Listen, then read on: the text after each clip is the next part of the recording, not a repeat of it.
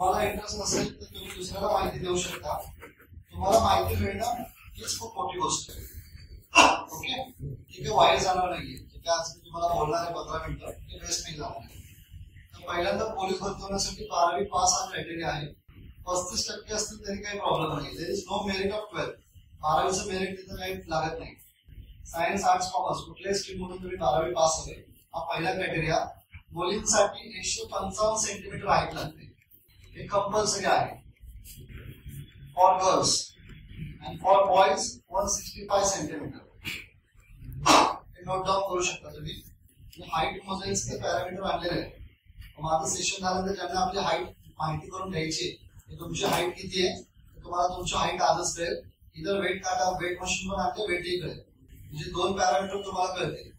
त्यानंतर ज्यांना खरोखर पोलीस भरतीमध्ये इंटरेस्ट आहे त्याचे काही अजून दुसऱ्या काही टेस्ट होतात. जसे काही हाताचे पॉइंट्स असतात, काही गुडघ्याचे पॉइंट्स आहेत, काही तळव्याचे पॉइंट आहेत, काही डोळ्याचे, कानाचे आहेत. तर त्याच्यासाठी आपण काय करतो की 3 दिवसाचं फ्रीमध्ये वर्कशॉप ठेवतो. त्याचे कुठलेही चार्जेस नाही. त्यामध्ये डे 1 मध्ये तुमचं मुलींचं 800 मीटर आणि मुलांचं 1600 मीटरचं आम्ही टायमिंग काढणार. डे 2 मध्ये 100 मीटर आणि शॉर्टपुट, ते फ्रीमध्ये 2 डेज फ्री ऑफ कॉस्ट, कुठलेही चार्जेस नाहीये. त्या कॅम्प मध्ये आम्ही तुम्हाला बाकीच्या ज्या गोष्टी आहेत त्या सगळ्या चेक करून देणार. जसं मुलांची चेस्ट काउंट होते, ती किती कमी पडते, किंवा अजून काही इम्प्रुव्हमेंट करायची गरज आहे. ठीक आहे, आता तुम्हाला एक जनरल इन्फॉर्मेशन देणार आहे. पहिला क्रायटेरिया एज्युकेशनचा, सेकंड क्रायटेरिया तुमचा हाईटचा. हाईट किती लागते मुलींना? 155 आणि मुलांना 165 सेंटीमीटर. त्यानंतर पोलीस भरती 2 प्रकारे होते.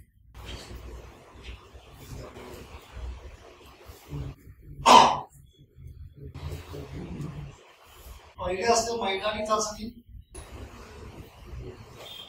आणि दुसरी आहे लेखी. मला व्हाईट बोर्डची सवय, चॉक जरा आवडतो, थोडी गडबड असेल ऍडजस्ट करून.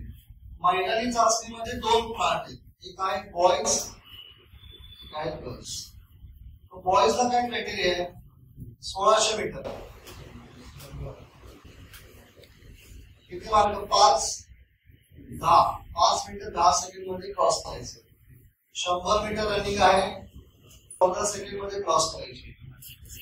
आणि गोळा फेक आहे तुम्हाला 7.5 किलोचा, अराउंड तुम्हाला 8 मीटर टाकायचंय. मुलींसाठी काय आहे? 800 मीटर,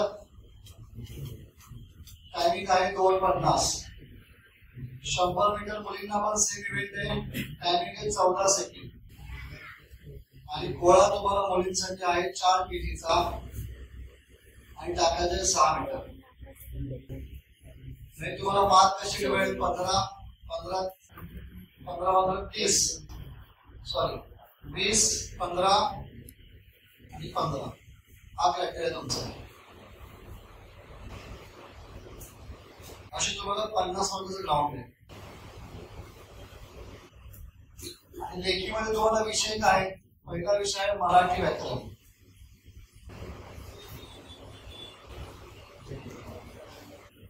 दुसरा आहे गणित. तिसरा आहे बुद्धिमत्ता. चौथा आहे सामान्य अध्ययन.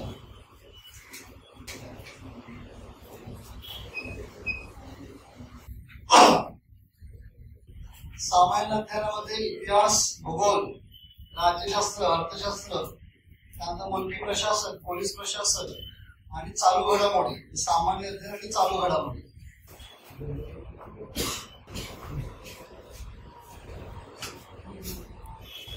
पकड हात दुखत 25 मार्क्स, 25, 25 and 25.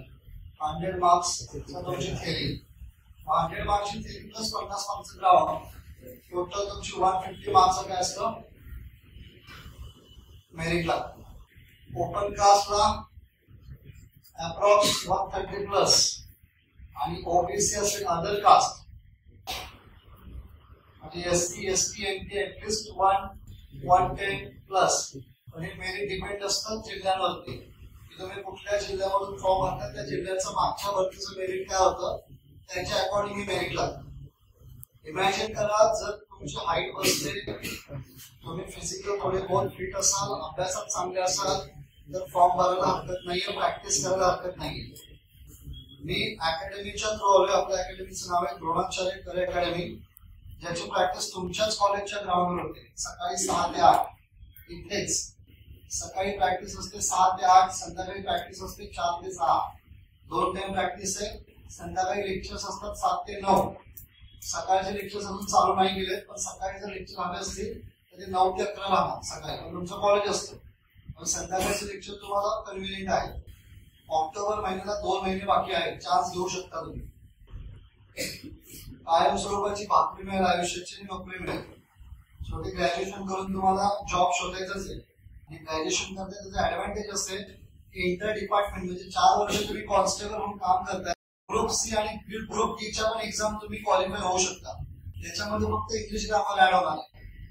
12वी पास, ग्रॅज्युएशन, फक्त तुम्हाला काय काय हवंय, MSc कंपल्सरी आहे. आणि जर तुम्हाला गव्हर्नमेंट जॉब मध्ये इंटरेस्ट असेल तर टायपिंग तुम्हाला करावं लागेल गव्हर्नमेंट अप्लाइज सेक्टर मधून. ज्याचा स्पीड तुम्हाला सांगतो मी कुठला पाहिजे. टायपिंग मध्ये इंग्लिश त्याला म्हणतात WPM वर्ड पर मिनिट, हा पाहिजे 40. आणि मराठी तुम्हाला WPM हा पाहिजे तुम्हाला 30. हा स्पीड आहे, हा क्रायटेरिया तुम्हाला हवाय.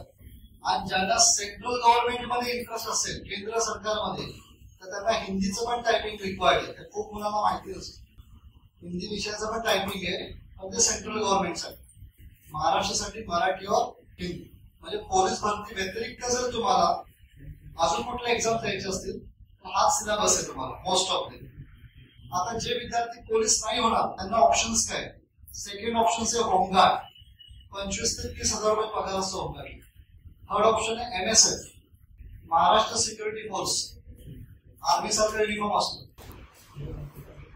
त्यांना पण 27,000 पासून 35,000 पर्यंत पेमेंट आहे. फक्त त्यांना पोलिसांकडे पॉवर नसतात, तर ते कम्पेअर टू पोलिसच समजा मुंबईमध्ये. पोलीस भरती एक ऑप्शन, सेकंड होमगार्ड.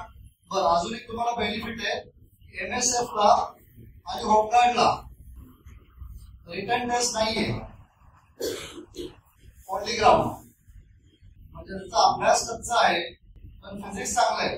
फिजिक्स म्हणजे ते केमिस्ट्री फिजिक्स नाही, फिजिकल फिटनेस. तर तो मुलगा होमगार्ड आणि MSF साठी ट्राय करू शकतो. आता या PDF मध्ये खूप डिटेल मध्ये मी बनवलेली आहे. म्हणजे किती मिनिटांमध्ये किती रनिंग तुम्हाला करायचंय, तेव्हा किती मार्क्स मिळणार तुम्हाला, गोळा टाकण्यासाठी किती मीटर टाकल्यावर किती मार्क्स मिळणार. एकदा ही PDF तुम्हाला मी व्हॉट्सअप करेन, त्याचे प्रिंटआउट मारायचे, त्याचं वाचन करायचे. आणि त्यात काही डाऊट्स असतील आणि PDF हवी असेल हा माझा नंबर इथे मेन्शन करतो, ते मला व्हॉट्सअप करून डिटेल घेऊ शकता.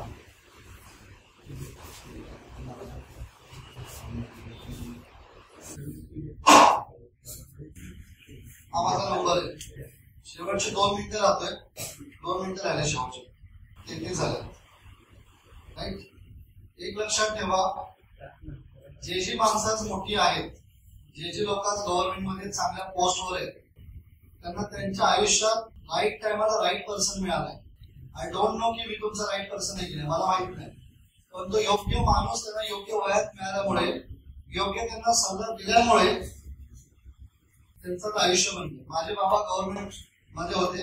गव्हर्नमेंट म्हणजे एकदम नॉर्मल ST महामंडळ मध्ये होते कामाला. पण ती पेपर मध्ये ऍड आली होती ती माझ्या आईने वाचली होती. त्याच्या आधी माझे बाबा ट्रक चालवायचे.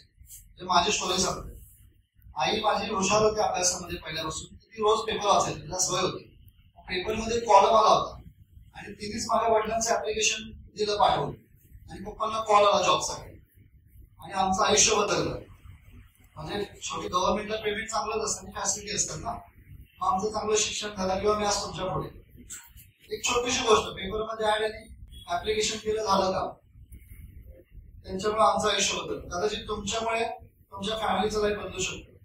होप सो समजा योग्य वेळी योग्य सल्ला तुम्हाला मिळाला. बघितलं मी सेमिनारसाठी बरीच तुमची उदासीनता होती, तर ऐकण्याची तयारी तुमची हवायत असली पाहिजे. चला 100% तुम्हाला 90% बोरिंग सेमिनार असेल, 10% काहीतरी तुमच्या कामाचं येणार नाही. असं तर बाहेर कॅन्टीन मध्ये टाइमपास करून काय मिळणार आहे. त्यामुळे थोडंसं जरा आपलं माइंड आहे ना थोडं कंट्रोलमध्ये ठेवायचंय. काळाची गरज आहे बाळा. शेवटी लाईफचा विचार करा, फ्युचरचा विचार करा. प्रेझेंट मध्ये सगळे जगतात, पण फ्युचरचा विचार करून प्रेझेंट मध्ये जगतो ना, तोच सक्सेस होतो. मॉलमध्ये हवा खायला जायचं का शॉपिंग करून यायचं, हा आपला डिसिजन आहे. ब्रँडेड कपडे वापरायचे का डिस्काउंट साठी अर्धा तास थांबायचं, हा आपला डिसिजन आहे. ज्या वस्तूला आपण बोट दाखवू ती वस्तू आपली विकत घेण्या एवढा पैसा आपल्या खिशात पाहिजे. असं काहीतरी लाईफ मध्ये करायची आपली धमक पाहिजे. बाकी काय हे सगळं चालत राहणार आहे, कॉलेज डेज वगैरे, इट्स पार्ट ऑफ लाईफ. त्यामुळे तुम्ही जर तुमच्याकडे काही विजन असेल तर त्याच्या मागे लागता. ठीक आहे. ज्यांना कॅम्प मध्ये इंटरेस्ट आहे त्यांना गुगलची लिंक येईल आज संध्याकाळपर्यंत. मला व्हॉट्सअप मध्ये मेसेज करा या नंबरवर. तुम्हाला मी उद्याचा दिवस गेला की 2 दिवसासाठी ट्रायलला, म्हणजे उद्या बुधवार आहे, गुरुवार आणि शुक्रवार 2 दिवस मी तुम्हाला ट्रायलला बोलतो. ग्राउंड मध्ये तुम्हाला मी बाकीच्या सगळ्या गोष्टी एक्सप्लेन करेन. आता वेळ तुम्ही पण मला कमी दिलाय आणि कॉलेजनी कमी दिलाय, एवढं म्हणून मी थांबतो. जय जय महाराष्ट्र. माझा टाइम संपतो.